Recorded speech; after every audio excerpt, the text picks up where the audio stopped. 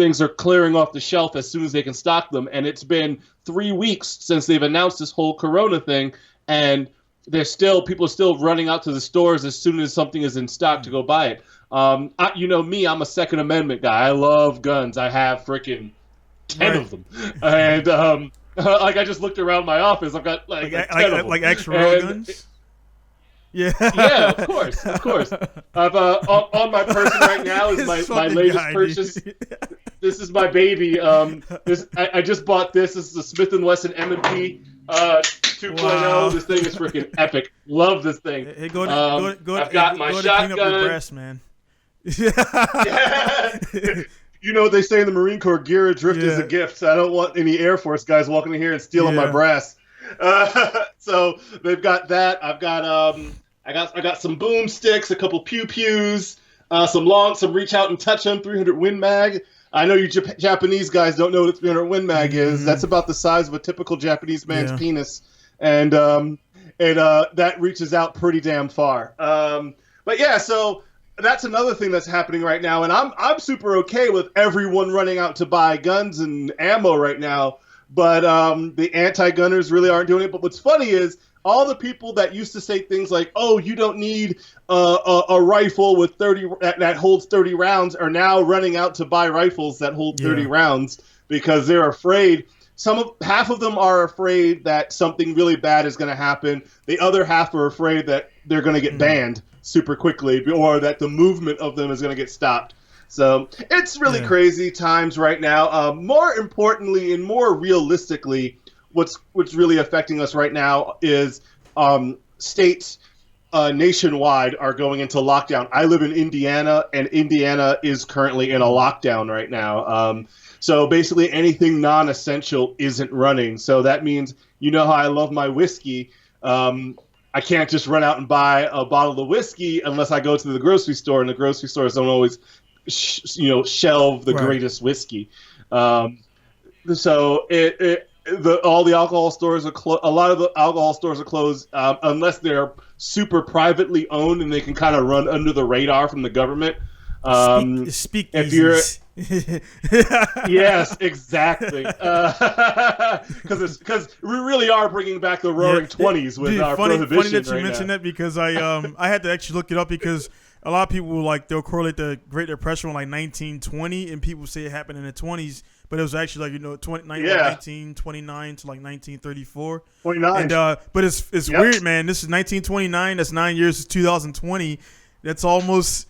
It almost is happening again. It's almost 100 years, man. Exactly, almost 100 full years. So it's like man, is this pre-programmed, or And then what's happening? The biggest thing right now, man, and if all this is happening due to politics, because it is alarmingly ironic that this is happening all at the same time as elections about to come up. And I'm not. I mean, I listened to your last podcast. You guys definitely know a lot more about politics than me. But can you elaborate on that? Your thoughts on the from a conspiracy theory standpoint, because I could definitely talk about that. That's really fun. There are a lot of conspiracy theorists that do believe that a lot of this stuff is too well timed to be coincidence. Me personally, I think it's just coincidence. Some person in China bit the head off of a bat, and they went home and kissed their wife. Their wife went and kissed their kids. Their kids went to school. The virus spread. She cheated on him. It's pretty much it's clear. Yeah, exactly. Yeah. She was, freaking eating some other dude's egg rolls. So this is just the most racist conversation we've had so far. I just want to throw that out there. But no, so that's how a lot of so that is, conspiracies aside, it's purely coincidence that it so happens to have happened on a coming election year. What does that mean for our president, Donald Trump? I have no idea. I am not a Trump supporter. I'm not a Trump hater, but which pisses people off because I'm very centrist. I don't hate Donald Trump, but I don't love him either. So I'm not like, oh, Daddy Trump, but I'm also like, I'm not like, get the orange man out of office. Sometimes he has some really good ideas, and I'm like, okay, cool. So most of the time, what he says, I'm like, wow, dude, please stop talking. You're embarrassing the entire country. Because there's being of course, like I I model myself after keeping it. You know, people say keeping it real, keeping it straight up. It's just being straightforward with your thoughts. And he has so much money that there's people who don't have a lot of cash. They got to they bow down and answer to people. He just he doesn't. I mean, and they're saying like maybe his net worth is not as much as reported, but he still has more. He still has more money than He's still he still has. He's good. They're like, oh, he doesn't have all those billions. It doesn't matter. He still doesn't matter. They're like CNN did a bash report on him back in 2017 where they're like, Donald Trump's actual net worth is closer to 700 million as opposed to 7 billion. I'm like, do you know how much? I'm like, do you know how much shit I would talk if I had $700 million in liquid just laying around? I wouldn't give a shit, dude, what people thought about me. I would just talk and talk and talk, and that's what he does. He's like, kick me out of office. What is he? Because how much does the president make per year? $400,000. Like he doesn't even, and I think he pretty much opted out of that. And he collects none of it. He actually so congressional law dictates that the president can make no more than $400,000 a year from salary, but can also take home no less than $1. So he opts for the dollar, and the rest of it gets distributed back into the government. And that's tax write-off for him, right? It probably it probably is at some point, but at the same time, $400,000 going back into the economy. Not much. It's not much.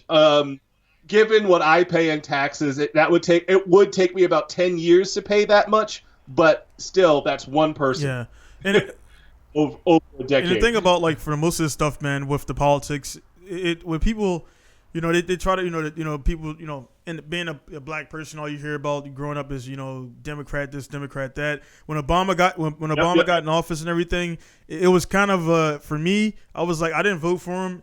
It was cool. I didn't vote for anybody, so it's not nothing against Obama. It's just it was cool to see that people noticed that Obama wasn't your neighborhood watch, your neighborhood, housing community president. He was a president of the state of the United States.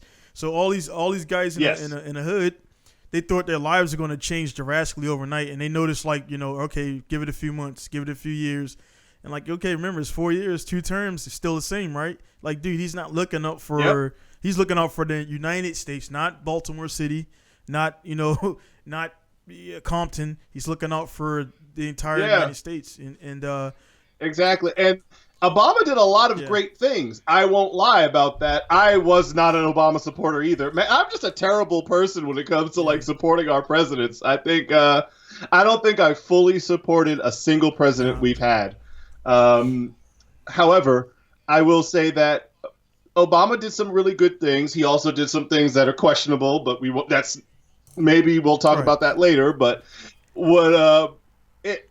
I found it so interesting the amount of people that, as a perfect example, when I was in Georgia, Obama was running for his first term in 2008, and I was just doing my rounds, doing some shopping, and. A person was there, a young black lady was there doing campaigning for Obama votes, for Democratic votes. And she basically gave the whole speech about here's what Obama is bringing to the table, here's what he proposes. Can we count on your vote for president, for Senator at the time, Senator Barack Obama? And I said, well, I don't know. Why? What did you say that would make me want to vote for Barack Obama? And she literally at that point looked me in the eyes and said, well, because he's black. And I was like, that's not a good enough reason to vote for anyone. Right there. I mean, but that's what they were saying about Hillary Clinton. They were like, with Hillary Clinton, she should get a large turnout of female voters. And I'm like, if women will vote for someone strictly because they're a woman, maybe we should take back their ability to vote. Yeah. And I know a lot of people probably just said, what the actual fuck did this dude just say? I mean, that's logical, man. I am serious. Women make... Okay, here's something that I'm going to go off on a tangent, so forgive me here. I'm going to go off on a tangent. There's a movie that got released called Bombshell. Bombshell is a feminist angled movie based on the the atrocities that happened within the Fox News network, the Weinstein Corporation, and more specifically the Fox News network.